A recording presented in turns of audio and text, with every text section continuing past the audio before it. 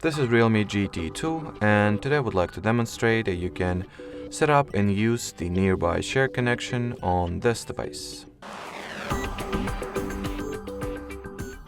So to begin with, I recommend that you enable Wi-Fi, Bluetooth and mobile data if possible. Then among the control panel shortcuts, touch and hold at the one that is responsible for the nearby share. Enable this toggle to activate the feature. From here you can it is more or less ready to be used, but there are quite a few other configurations that you can make.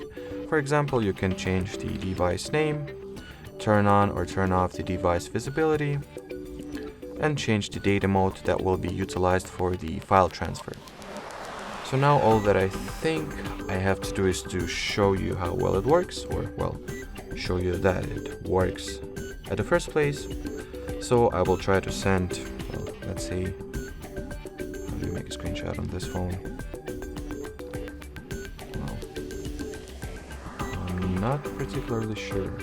Perhaps there's some shortcut, or well, it should be, at least.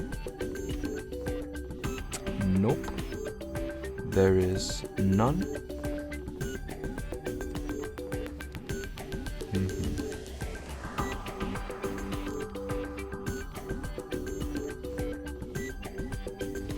So let me quickly figure out how to capture a screenshot on this device.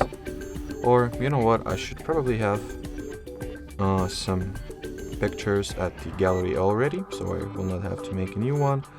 So let's see, I'll send this photo. So I'll choose the nearby share.